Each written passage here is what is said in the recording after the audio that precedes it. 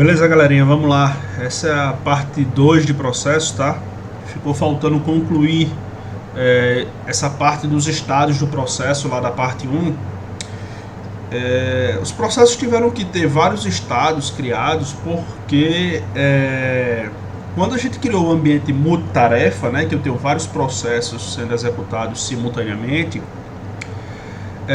eu tive que criar uma ordem para que esses processos fossem ser executados, tá? E para que essa ordem fosse executada de forma eficiente, foram criados alguns estados do processo, tá? Então eu tenho, por exemplo, o estado do processo suspenso, que significa o quê? O processo já foi submetido, já foi criado esse processo, já existe lá o contexto de software, de hardware, está tudo bonitinho, porém ele ainda fica em retaguarda porque ele ainda não vai ser executado naquele momento. Um exemplo disso é um backup agendado, tá? Eu agendei a minha tarefa, botei o horário, botei os arquivos de origem, botei a pasta de destino, botei tudo bonitinho. A tarefinha está montada, mas aquele processo ainda não foi executado porque ele não foi configurado para aquele horário, tá? Eu tenho o processo estado de pronto, que significa o quê? O processo já foi submetido, tá? Ele já está montado, porém ele ainda não foi executado. Ele está no estado de pronto. Um exemplo disso é a fila de banco, tá? Imagina, você chegou na fila do banco, tá lá bonitão para ser atendido, mas de fato tu vai ser atendido, de fato tu só vai ser processado quando chegar a sua vez. Em termos de processo, falando de processo, esse aí é o estado de pronto, tá? O estado de executando é bem intuitivo, a dedução dele, né? O processo de fato está sendo executado. O estado de espera acontece, por exemplo, o processo está sendo executado, mas ele depende da informação de algum outro processo, ou depende de alguma outra instrução para ser executado, ou depende de uma interação do usuário para continuar a sua execução. Um exemplo disso é o login e senha. Vamos imaginar um desktop, tu dá um enter, abre lá a tela de login e senha e o processo fica aguardando você botar teu usuário e tua senha para ele poder dar continuidade ao processo de autenticação, tá? Esse é o estado de espera. Eu tenho também o estado completo, tá? O processo já foi processado por completo. Isso não significa que o processo já foi finalizado, tá? Isso aqui é outra história, por isso que ele está com esse asteriscozinho aqui. Então, completo significa que todas as suas instruções já foram executadas, tá? Vão ter mais dois processos lá na frente em relação ao estado do processo, que é o estado de criação e é o estado de término, é o estado de finalização. A gente vai estudar isso aí quando a gente entender a parte 2 de processo, beleza? Então, inicialmente, para concluir a parte 1, nós temos esses 5 estados aqui de processos que vocês devem aprender como que funciona isso, tá? O que são esses estados? O fluxo entre um estado e outro a gente vai aprender na parte 2, que eu vou começar agora, tá? Então essa aula aqui, essa partezinha foi só para concluir a parte 1 e a gente vai começar a parte 2 agora. Deixa eu só fechar aqui esse slide aqui e a gente já começa a parte 2, tá? Então essa parte 2, que é o objetivo dessa aula, eu estava só concluindo a parte 1, o finalzinho da aula passada. Os objetivos dessa aula vai ser, o primeiro objetivo é entender o que é o bloco de controle de processo. Isso aqui é uma tradução de Process Control Block, tá? Na literatura você vai escutar muito esse termo e essa sigla aqui.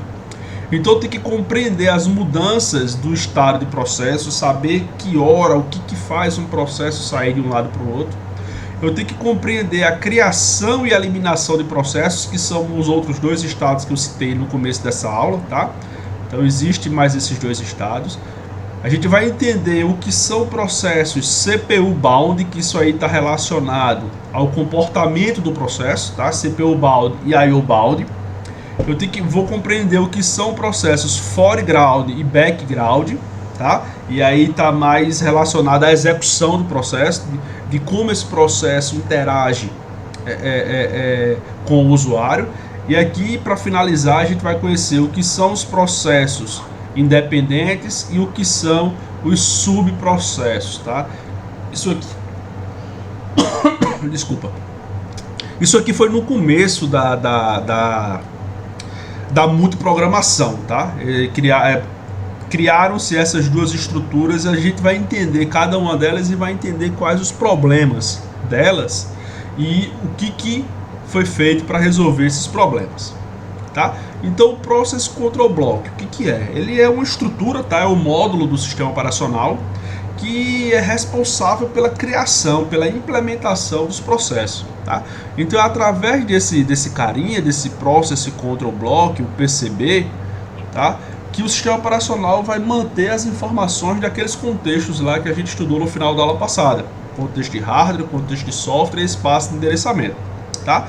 Onde é que esse carinha fica alocado, né? Ele fica alocado na memória principal em uma área exclusiva do sistema operacional.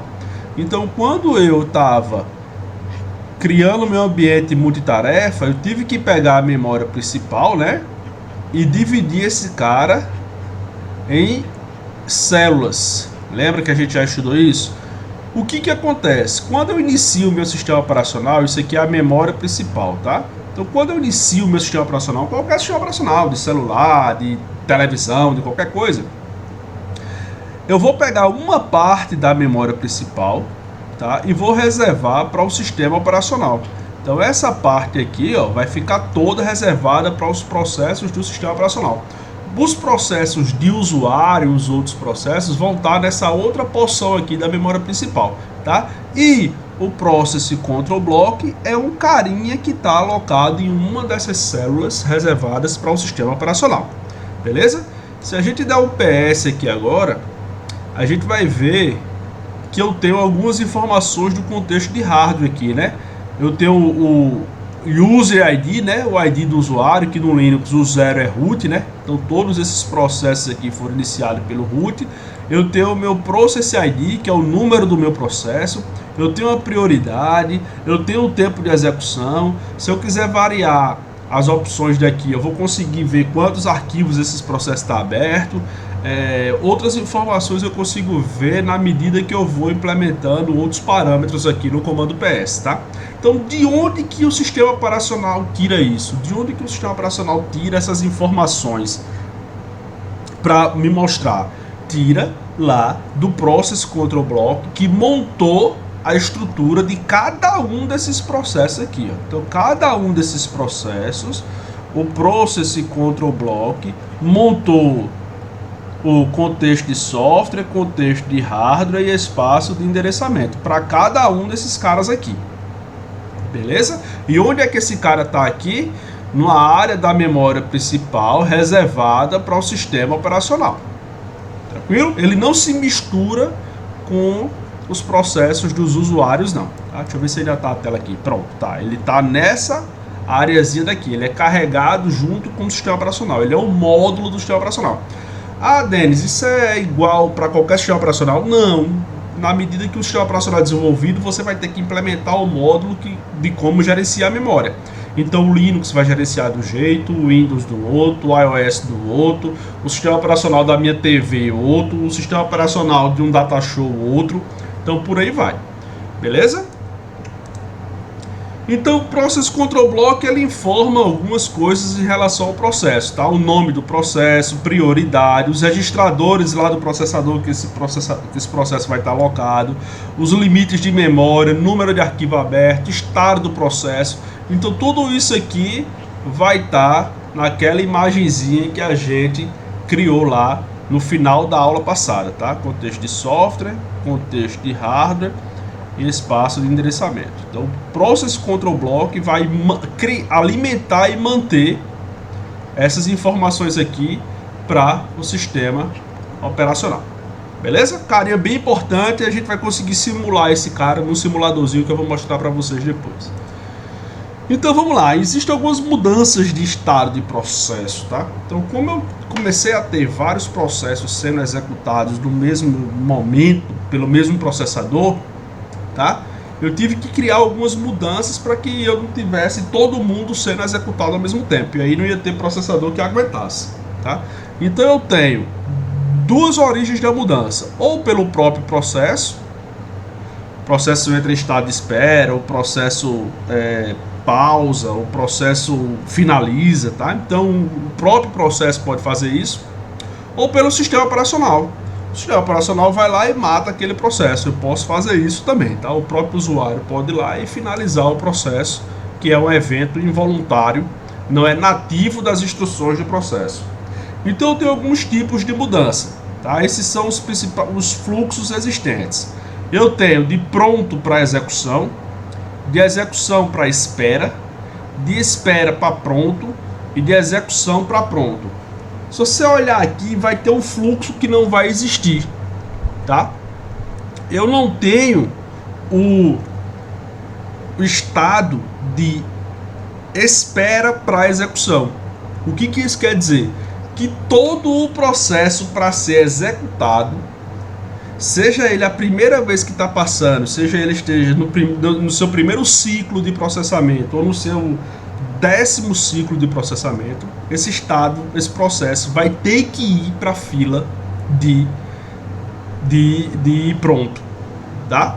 Então, desculpa, deixa eu refazer o pensamento, porque eu estou olhando aqui, realmente o estado que falta aqui é de execução, tá? De espera para execução. Não existe isso aqui, tá? Isso não acontece. Todo processo que ele está na fila de espera ou na fila de pronto, ele vai para execução somente se passar por pronto. Conseguiram sacar? Então eu estou na fila de espera. Vamos imaginar que aqui seja execução e aqui seja pronto. Um processo que entrou na fila de espera, ele jamais volta direto para a execução. Ele entrou na fila de espera, ele tem que ir para pronto para depois voltar a ser executado. Beleza? E outro que óbvio não existe é de pronto para espera, né? Ele não tem como ir de pronto para espera porque ele nunca foi executado. Então ele só vai ir para espera depois que ele tiver sido executado. Esse fluxo aqui não faz sentido, tá? Eu saio de pronto direto para espera. E de espera para execução também não existe, por quê? Porque o controle de prioridades, o controle de fluxo, o controle de acesso aos recursos do processador é feito pelo sistema operacional a partir da fila de pronto. Então todo mundo tem que passar pela fila de pronto. Jamais o cara é configurado pelo PCB e entra direto em execução. Ele vai para a fila de pronto. Eu estou em execução, preciso para espera, beleza. Estou na espera agora. Ah, eu vou ter que voltar para ser execução. Beleza, filho, você vai voltar, mas passa para a fila de pronto. Não dá o bypass e vai direto para a execução, não. Beleza? Então esses são os 4 principais fluxos de troca e a gente vai entender o que está acontecendo em cada um deles, tá? Então vamos lá, as mudanças de estado, né? De pronto para execução. O processo foi criado, tá? E ele está aguardando a oportunidade, está aguardando a hora de ser executado. Ele está lá, bonitão, é a fila do banco, tá? De execução para espera. Eu estou executando lá e acontece algum evento, que esse evento pode ser criado pelo próprio processo ou por processos externos, esse cara vai para execução. De espera para pronto. Eu saí de execução, fui para espera nesse passo aqui, ó. Nesse passo aqui. Então, quando eu não estou esperando nada, eu vou direto para espera e pronto, tá? Então, eu estou execução, espera, tá? Acontece algum evento que me leva para a fila de espera. Então, de espera para pronto é quando o processo que foi colocado em espera vai ser chamado, tá? Então, eu coloquei um processo em espera e agora eu preciso de alguma instrução daquele processo. Eu chamo ele, sendo que ele não vai direto para a execução, ele passa para a fila de pronto depois que vai para a espera. E existe um de execução para pronto, tá? Ele acontece por um evento do sistema, por exemplo, acabou o tempo de execução do processo, ou chegou um processo para prioridade maior. Ele não vai para a espera, porque de fato ele não está esperando nada. Chegou alguém com uma prioridade maior que ele sai para a fila de pronto e vai esperar a hora dele de ser chamado. É diferente de sair de execução para espera. Execução para espera, algum evento, tá? normalmente externo ao processo que está indo para a espera, acontece. Então eu saio da fila de execução e vou para a fila de espera, beleza? Então, vamos lá, revisando para focar isso aí. De pronto para execução, processo criado, está lá na fila, bonitão, aguardando a hora de ser executado. De execução para espera, muda de estado por evento gerado pelo próprio processo ou por evento externo. Tá, eu estou esperando a resposta de um determinado processo. Eu sou uma aplicação web, fiz uma consulta no banco de dados e estou esperando a resposta desse banco de dados aqui para poder listar alguma tabela lá na minha aplicação web. Então, enquanto eu estou esperando essa resposta do banco de dados, eu entro na fila de espera, tá? E aí chegou a resposta do banco de dados. Chegou a aplicação web, chegou a resposta que tu queria. Aí eu saio de espera para pronto, né? Quando o meu recurso esperado é atendido, eu vou de espera para pronto e depois eu vou de pronto para execução, beleza? E quando acontece de execução para pronto, por exemplo, eu estou lá executando e chegou alguém com uma prioridade maior que a minha. Eu não estou esperando nada, só tem alguém com uma prioridade maior que a minha. Eu não saio para a fila de espera, eu saio para a fila de pronto e quando esse cara com prioridade maior for executado, eu volto de pronto para execução. E isso, velho, fica acontecendo dinamicamente a todo milissegundo dentro do sistema operacional. Beleza? Quem é que faz isso? O módulozinho chamado gerência do processador. Beleza? Tranquilo? Vamos tocar para frente. Já está com 16 minutos a aula. Então aqui são os fluxos, né? De pronto para espera. Eu tenho aqui o de pronto para execução, de execução para espera, e aí meu processo fez isso, ó. Tô com o meu processozinho aqui. Esse processo saiu do estado de pronto e entrou em execução, tá? Meu processo está aqui agora.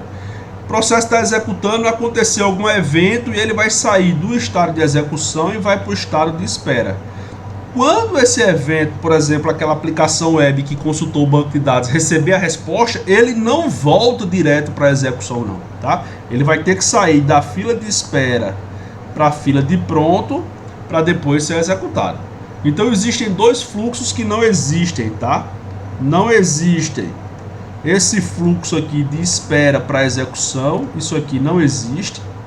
Espera sempre vai para a fila de pronto e óbvio que não existe de pronto para espera, porque o cara não foi executado em momento nenhum, então ele não pode estar em pronto e depois ir logo para o momento de espera.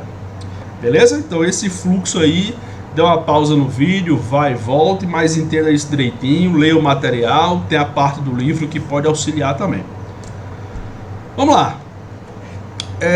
Conhecemos agora os três estados principais do processo, né? São os três estados principais que a gente conheceu. Quais são os estados? Acabamos de ver. Pronto, espera e execução. Alguns sistemas operacionais e até alguns livros, alguma literatura abordam mais dois estados, tá? É o estado de criação. Que estado é esse aqui? O sistema operacional já criou o novo PCB, né? Que é aquele Process Control Block que tem a informação dos contextos e do espaço de endereçamento, porém ainda não pode colocá-lo na lista de processos do estado de pronto, tá?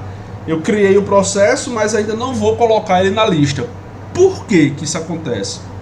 Alguns sistemas operacionais, eles controlam os recursos disponíveis, como processador, como memória, como dispositivo de entrada e saída.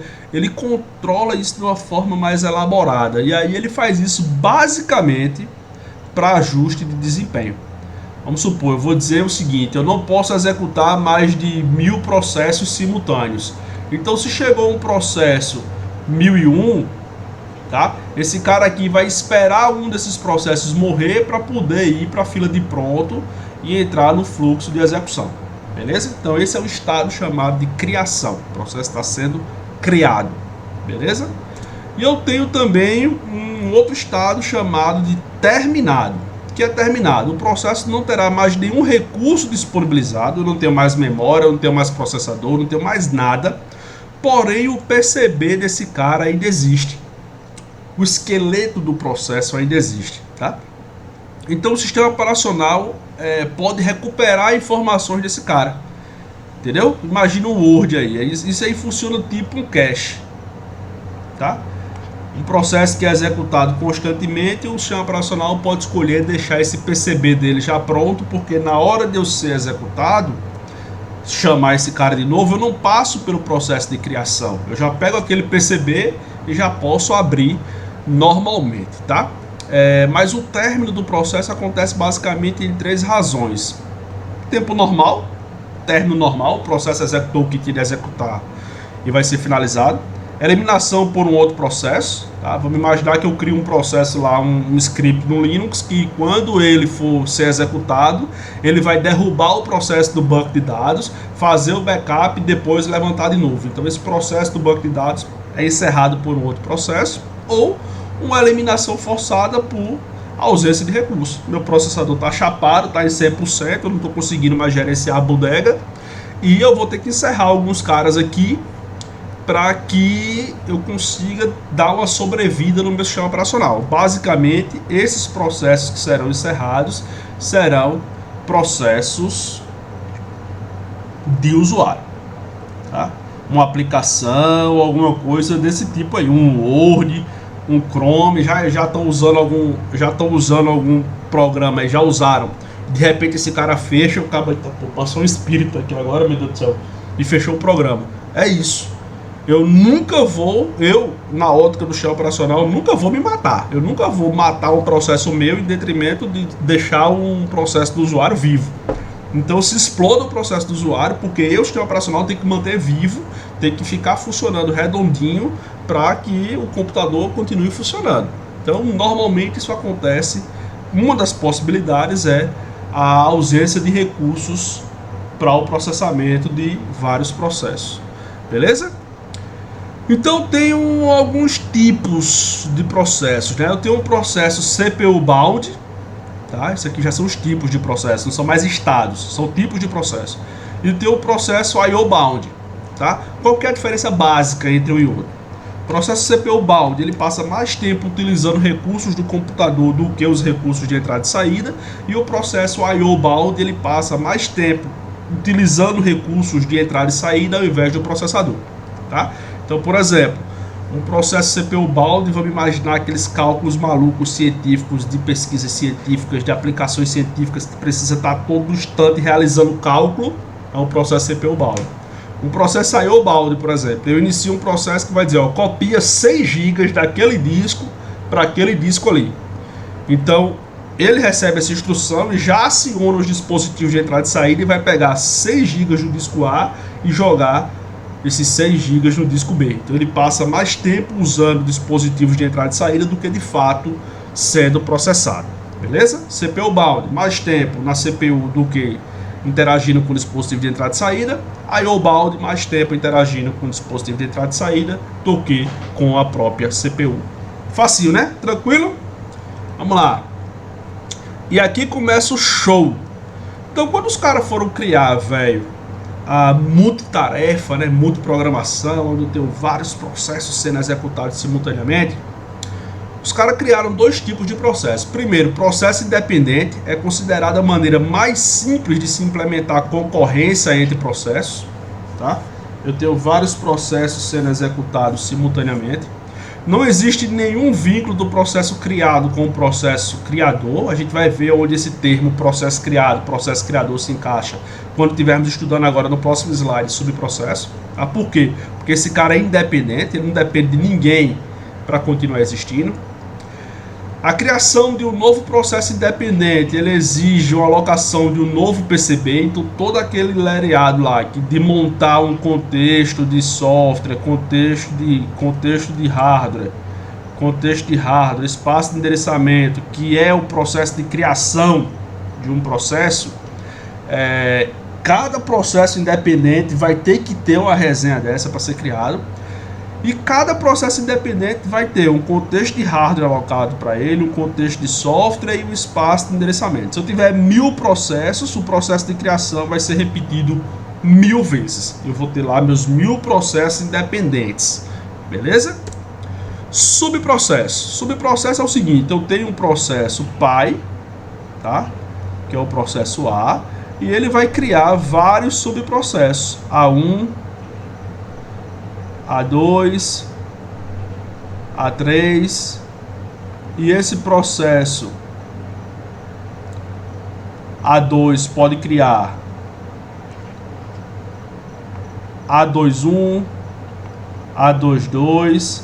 Então existe uma hierarquia quando se utiliza a técnica de subprocesso. Quais as características disso aí? Esse processo aqui é chamado de processo pai. E esses caras aqui, relacionados a esse cara aqui, processo filho, processo filho, processo filho. Esses dois caras aqui em relação a esse cara aqui é processo filho e processo filho. O que acontece? O processo de criação desse cara aqui, do primeiro pai lá, ele vai ter o PCB dele. Sendo que ele não vai ter aqui um espaço de endereçamento, não vai ter esse cara aqui. O que vai acontecer? Sempre que eu quiser criar um subprocesso, eu vou ter que ceder uma parte daquele recurso que foi fornecido para mim. Então eu sou o processo A e quero criar o processo A1 e o processo A2. O que vai acontecer? Eu vou pegar partes da cota que eu tenho de recursos e vou pegar uma porçãozinha dessa cota e entregar para o processo A1, uma porçãozinha dessa cota e entregar para o processo A2. Beleza? E assim vai descendo os níveis, sempre cedendo espaço de cota. Qual o problema disso aí? Se esse cara aqui morre, nego velho, se eu pego esse cara aqui, por exemplo, matei esse cara aqui, quem for o processo filho dele morre também. Se eu matar esse cara aqui, vai morrer esse cara, morre todo mundo, tá? Eles não são independentes como o mecanismo criado anteriormente, tá? Então tem o processo independente, que cada um cria seu PCB e é executado de forma independente um do outro, tá? Eu tenho um subprocesso, onde eu pego um processo pai e vou cedendo minhas cotas de recurso para os processos filhos, e aí eu tenho mais ou menos essa característica aí de subprocesso, tá? Isso aqui é a ideia de subprocesso. Eu saio cedendo cotas de um processo de nível mais alto, que a gente chama de processo pai, para os processos de níveis mais baixos, que a gente chama de processo filho. Qual o problema disso? Pai morreu, filho morreu também. Por quê? Porque o pai teve que ceder parte de suas cotas de recurso para a criação dos processos filhos. Então existem alguns probleminhas nesses carinhas aí, né? Vamos lá. Sempre que um novo subprocesso é criado, tá? O sistema deve alocar recursos de contexto de hardware, de software e de espaço de endereçamento. Então vou criar um subprocesso, PCB entre ação, cria um recurso, isso demanda tempo, demanda capacidade de processamento. Então eu tenho que alocar esses novos recursos, por quê? Porque eu tenho novos contextos de hardware, eu tenho que alocar esses novos recursos dentro da minha CPU, e isso custa caro. Lembra que eu disse, quanto mais rápido a velocidade, mais cara a memória? Então eu tenho que criar um mecanismo que ocupe menos espaço dentro da minha CPU, tá?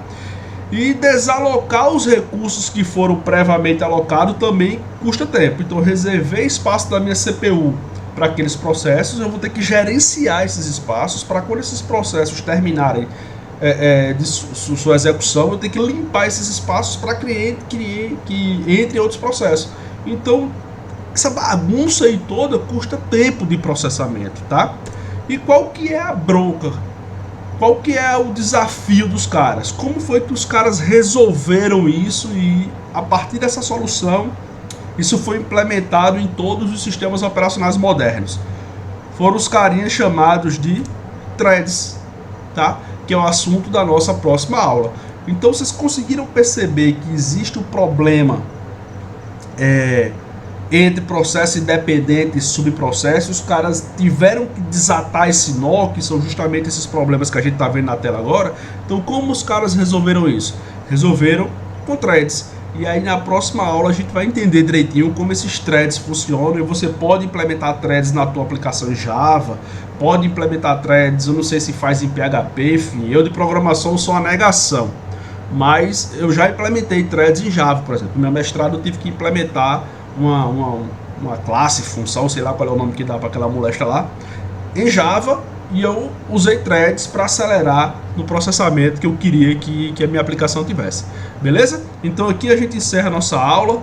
Vamos voltar agora com os assuntos. Eu tive alguns problemas aqui em João Pessoa, já falei com vocês sobre isso. E tem um prédio sendo construído aqui na frente de casa. Os caras têm parado a obra, retomaram a obra agora. É uma zoada desgraçada. E eu comprei essa câmera nova aqui que eu tô gravando esses vídeos para vocês. Essa câmera ela capta o áudio e capta o vídeo pelo mesmo dispositivo. E ela tem uma acessibilidade muito grande, velho, para o som ambiente. E aí os caras serrando coisa, batendo prego, faz uma zoada infernal aqui na frente. Saía esse áudio no vídeo também. E eu melhorei um pouco a iluminação daqui no quarto. Tô gravando esse vídeo à noite, mas eu melhorei um pouco a iluminação aqui no quarto para captar uma imagem melhor. Beleza, galera?